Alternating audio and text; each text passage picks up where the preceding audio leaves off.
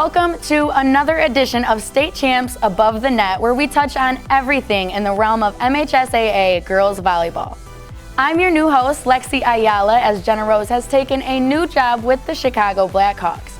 I'm joined by our State Champs volleyball analyst, Vince Muscat. And Vince, we want to wish the best of luck to Jenna out in Chicago. Yeah, Jenna will be missed, but the show must go on. It must. And coming up on today's show, we're going to profile two more finalists for the Miss Volleyball Award. We'll give you our new top 10 super rankings and preview the upcoming Beast of the East tournament that's coming up next week. Let's recap the games State Champs covered throughout the week. And we start with North Branch going on the road to take on Detroit Country Day. Both teams ranked in the top 10 in Division II. Country Day would prevail in two sets, 26-24 and 25-23. Yeah, Country Day and North Branch are coming in as a strong Division II contender in the state tournament. Country Day, we've talked about Serena Nyambo. She's the middle hitter Miss Volleyball candidate. She is a force, continues to be a force. Coach Lockhart talked about Morgan Lockhart. She played really well in the match. Country Day still has not played with a healthy lineup all season, so I know Coach Lockhart is really looking forward to getting a full lineup that is healthy and ready to go in a match. North Branch has one of the top coaches in the game, Jim Fish. Every year he talks about how he graduated a ton, and every year he's always in the state tournament at the end of the year, a top 10 team.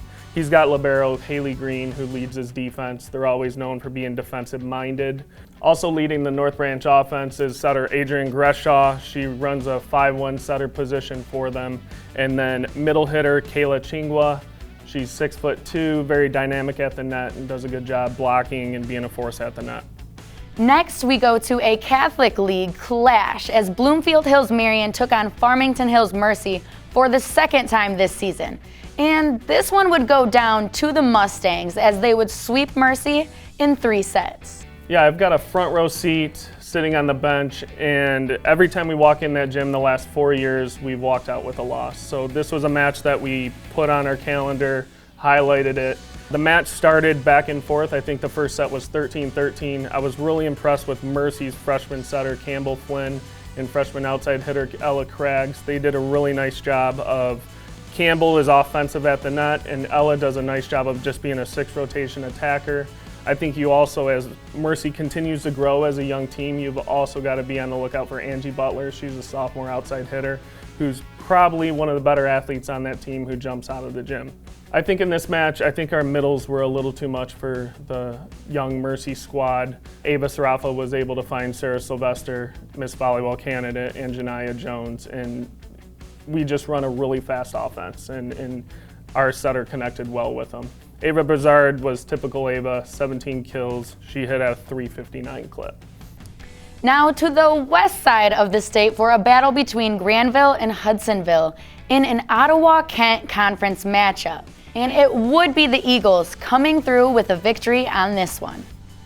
Yeah, in past shows we've talked about Hudsonville. I even think we had their coach on an interview. They're having a great year. They're offensively loaded throughout every position, and their libero is an all-state caliber libero. Coach is doing a really nice job of really building that team for success at the end of the year. For Granville, they have a dynamic sophomore setter, Zoe Dude. She's the #1 player in Prep Digs rankings. She does a really nice job. They also have junior middle hitter Paige Sanders, who runs different routes along the net and does a really nice job of scoring offensively and does a really nice job blocking the team's top hitters. And finally on Thursday, we had the top 2 teams in Division IV squaring off as #1 Athens went on the road to take on second-ranked Adrian Lenawee Christian. Lenawee Christian, I saw it in August. I think the last weekend in August, they went down to Bedford, and everybody in the gym thought they were Division III. I think they were Division III last year. And I was talking to my buddy at West Michigan Christian, Trent Smiley, who was, at the time was #1 in Division III, and he lost to him. And he came up to me and was like, "I'm glad they're in Division IV." So they quickly moved up in the rankings. I think that tournament kind of put them on the map. Coach does a really nice job. I've had a few conversations with her. Athens, out of the Battle Creek area, is #1 in MIVCA and #2 in Prep Dig. So they've got a strong team led by Captain Abby Humans. Let's take a look at our state champs Super 10 rankings. Vince, any changes this week? At number 1 and number 2, Notre Dame Prep and Marion stay the same. They're both winning a lot. Hudsonville had a loss, and Rockford's playing really well, so we decided to flip them. So Rockford's 3, Hudsonville's 4. There's Dakota, just continues to stay in the top 10 and keeps on creeping up. Grand Rapids Christian dropped 1. They had a loss over the weekend. To round it out, you got Skyline, Northville, Novi, and then Lakewood bumped into the top 10. This program is also brought to you by the Michigan High School Athletic Association. Officials are in need and invite you to check out being an official. It's great part-time pay and you can stay in the game. Go to MHSAA.com for more details. Help wanted, just whistle. Let's go to this week's Game Changers segment brought to you by our friends at the Detroit Medical Center.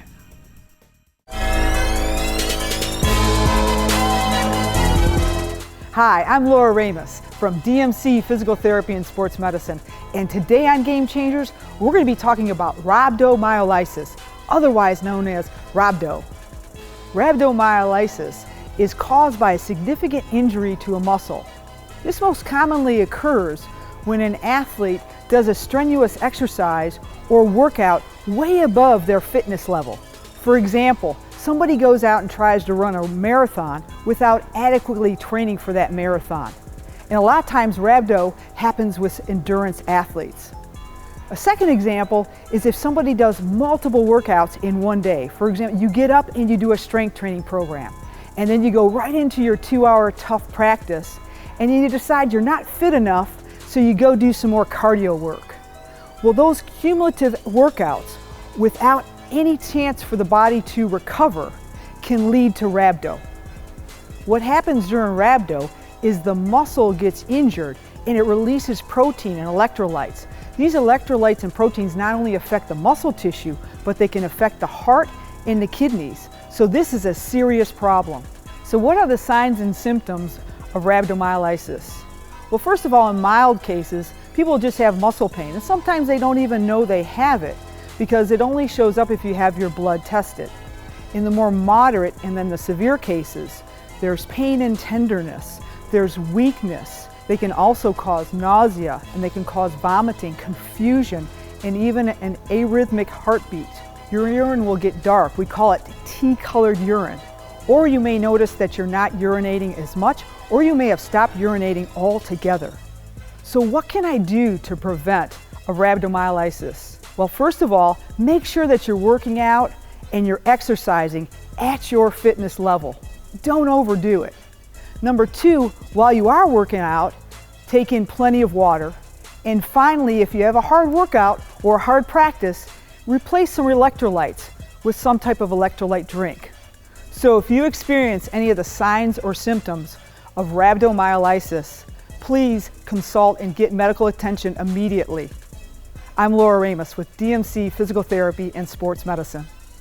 Do you have a sports injury, or are you just looking to take your game to the next level? Then go where the pros go. DMC Physical Therapy and Sports Medicine. For immediate care, call 313-910-9328 or visit dmc.org/gamechangers.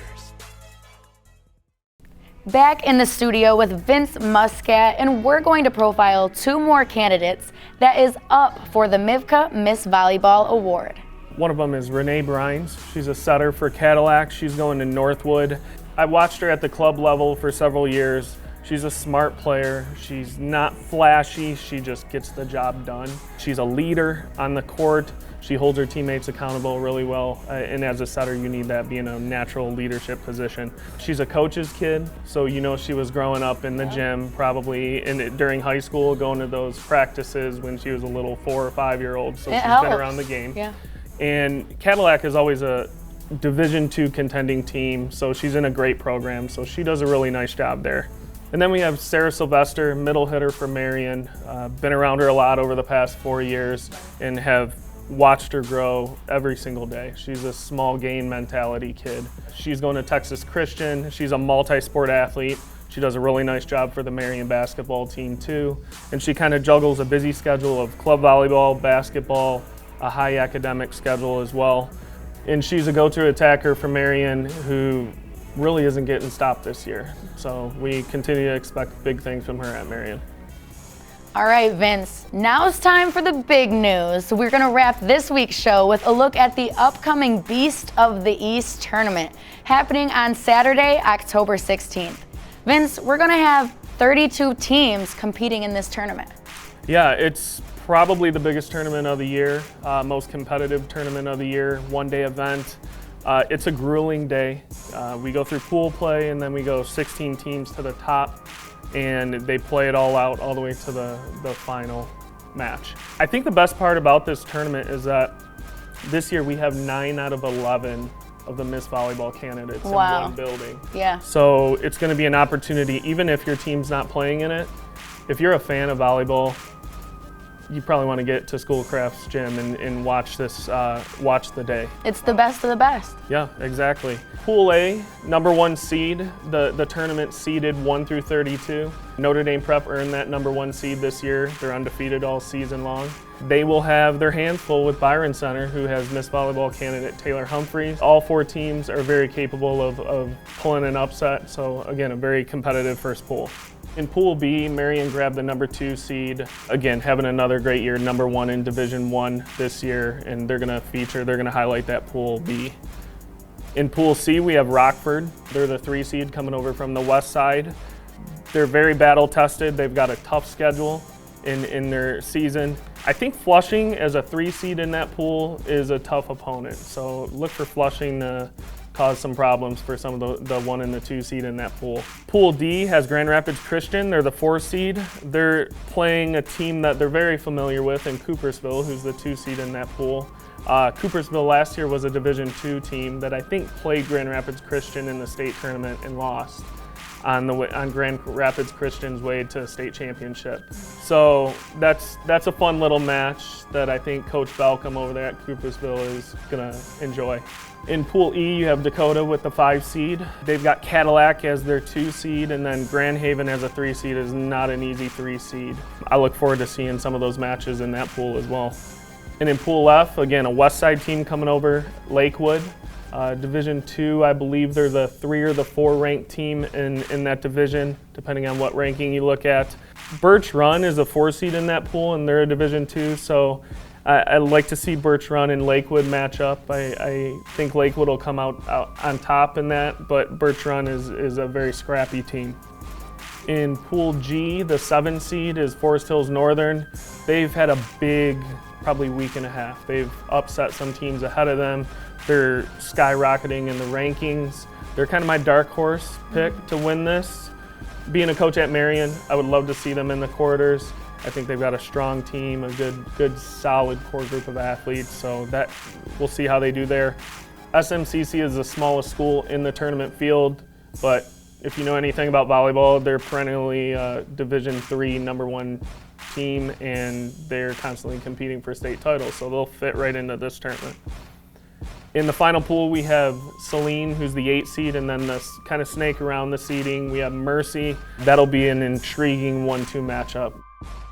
Best of luck to all the teams at the Beast of the East next week. Thank you for joining us on this episode. For Vince, I'm Alexis Ayala. We'll see you next week here on Above the Net. State Champs Above the Net is presented by Lawrence Technological University. LTU offers 24 varsity sports, including women's volleyball, along with several dozen world-class undergraduate programs. Athletic and academic scholarships are available in all sports. Visit LTUathletics.com and recruit yourself. Above the Net is also brought to you by the Michigan High School Athletic Association, promoting the value and values of educational athletics. The Michigan Army National Guard, proud sponsor of the MHSAA. Detroit Medical Center Physical Therapy and Sports Medicine. Do you have a sports injury, or are you just looking to take your game to the next level? Go where the pros go. Visit dmc.org/gamechangers.